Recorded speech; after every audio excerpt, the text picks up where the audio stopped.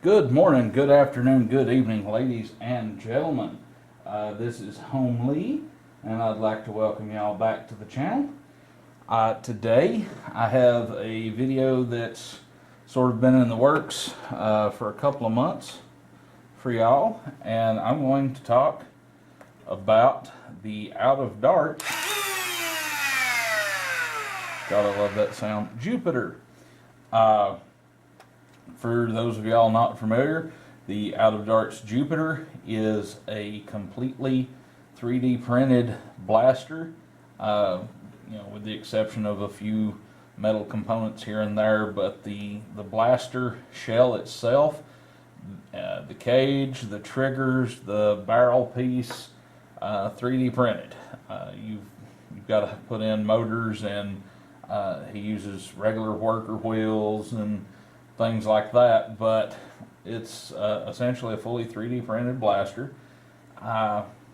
The idea was developed by himself, and then he also brought in Torek to help him finish up the project. There was a few things here and there, but it's his idea and design to begin with. He sells it on his shop at outofdarts.com, and it's a really interesting idea and concept. You can get it, the pusher motor that he sends comes in various fire rates.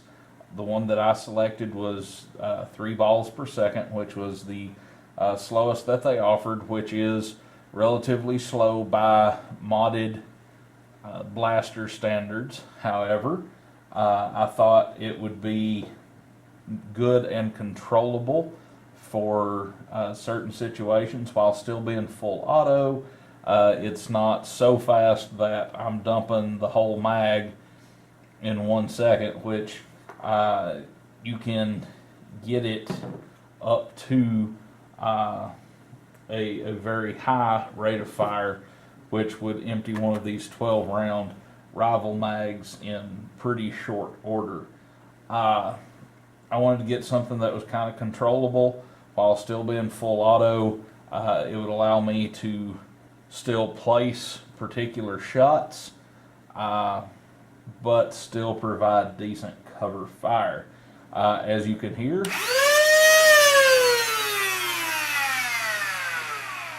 those are Fang revamp motors running on a 2S LiPo. I'm using a Turnigy graphene 1 milliamp hour 2S LiPo, and it provides plenty of power for the Jupiter. When I was shooting this over the chrono a little while ago, it was throwing quite a bit of foam off of the headshot ammo I was using. So it does have an adjustable hop up.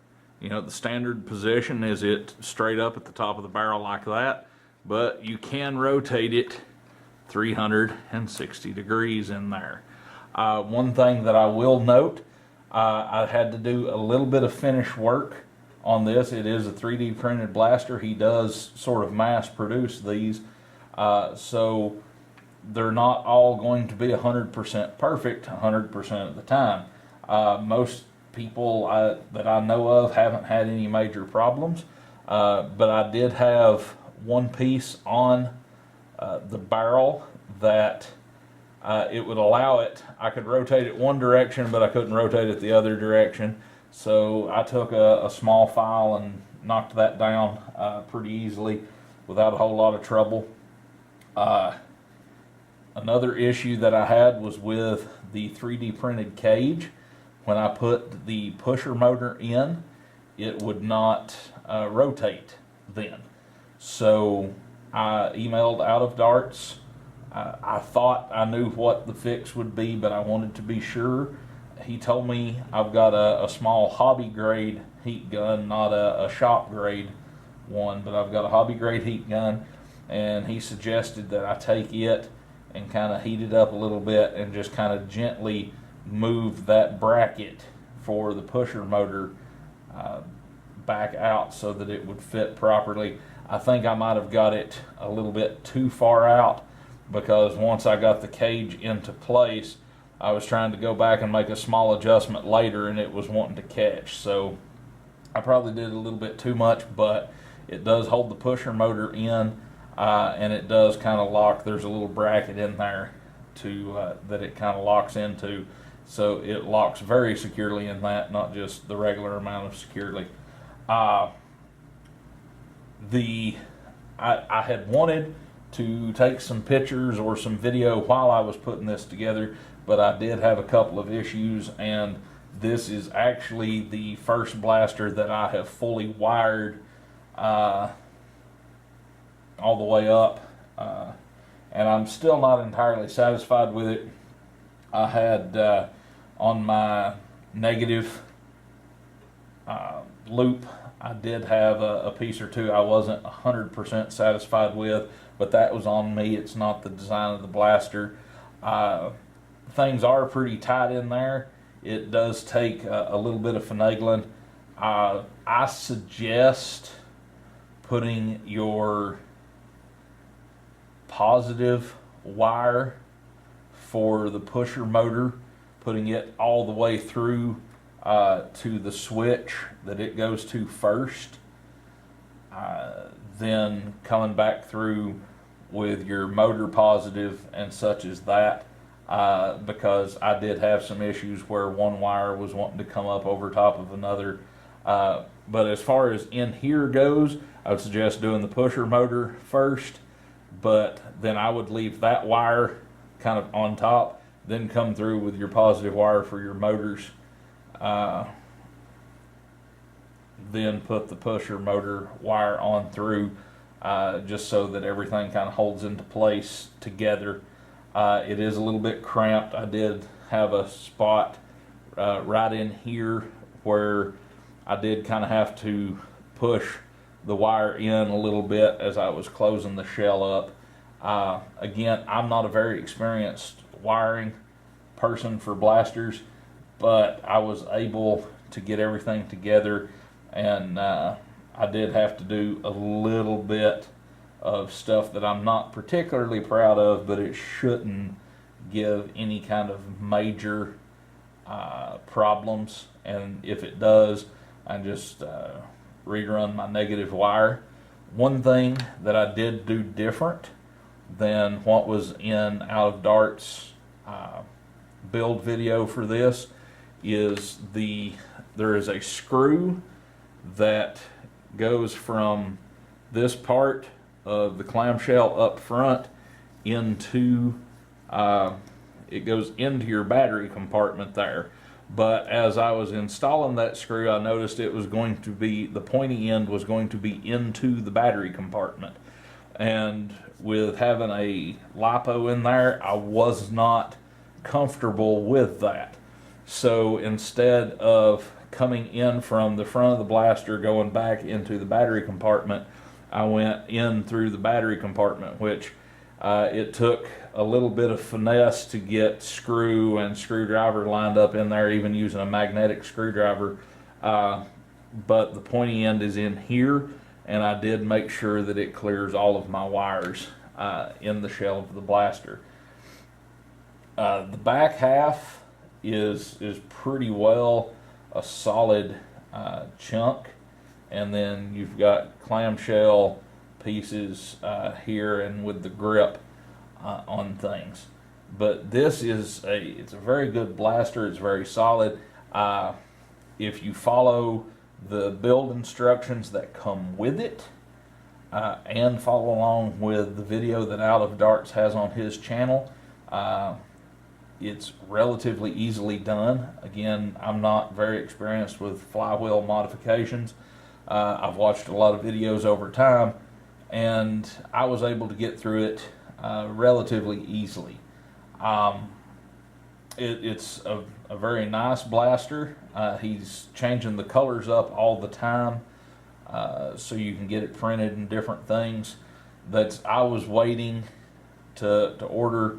I was hoping to be able to get my color scheme here with sort of the dark blue the black and then get orange accents.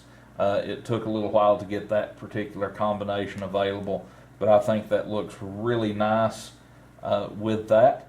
And real quick, I'm going to do a complete 12 mag dump, and it'll actually be 13 shots because I was playing with it a little while ago and I did leave one ball in there, and I'll do that real quick just to show that I can get a single shot relatively easily. So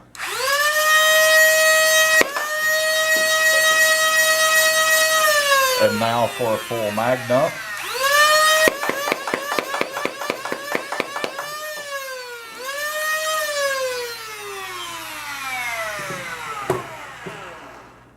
So, you know, as you see, it can still empty a mag fairly quickly, but it's not difficult to get off one shot at a time. I think Wacom, when he bought his, the lowest was 5 darts a second that was available, or 5 balls per second. And it was kind of difficult to get off a single shot. You could do it, but you might get one shot one time and then you might get a double tap the next. And just as a comparison, I've got my Hera here, and I'm going to do just a quick semi-auto mag dump with it. So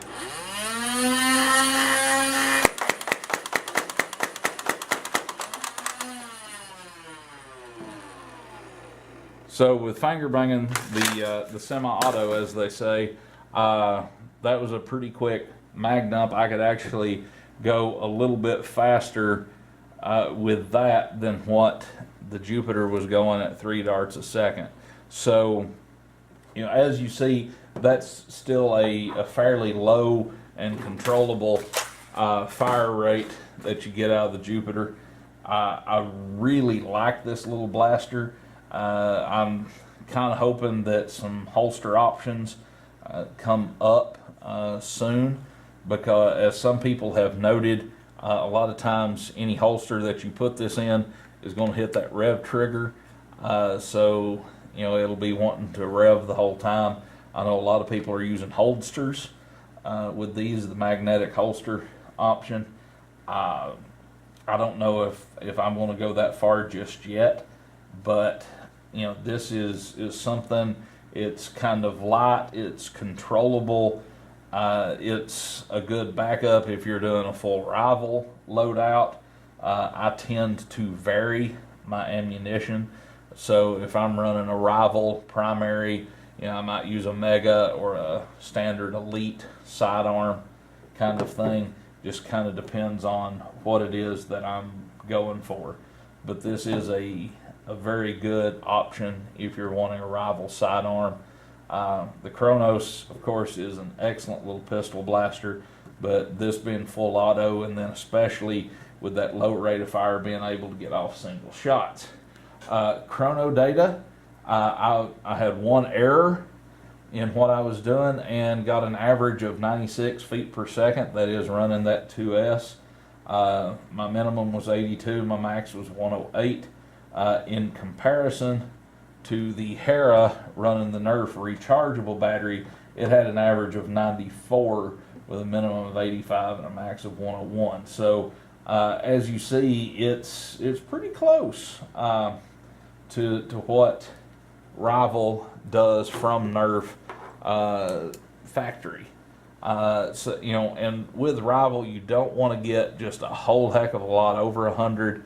130, 150 is kind of pushing the max of what it can do ballistically. Rival, once you get very much past 100, it starts behaving kind of funny.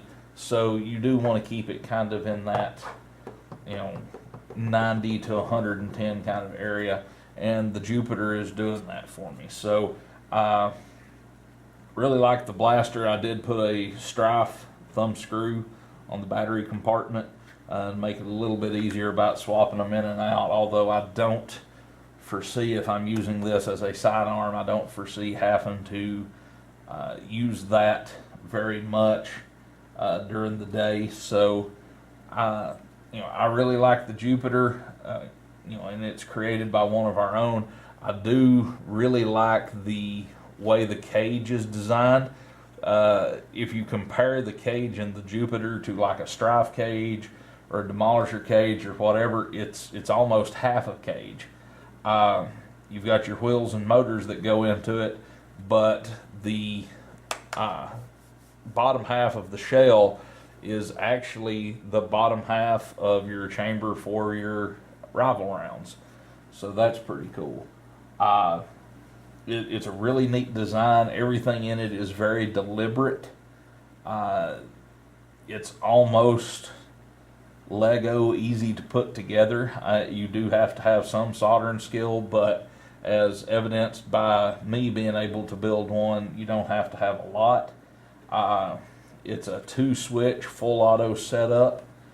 It feeds very reliably. You know, I've not put 1,000 rounds through it, but I've put several at this point.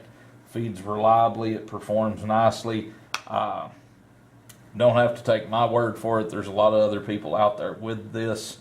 I bought this as a birthday present to myself a little while back. So, you know, very nice blaster, very well put together, and I highly recommend it if you're looking for something in the rival ecosystem that's full auto but small and compact, uses magazines, or you can put it with a proton pack, so you do have some options.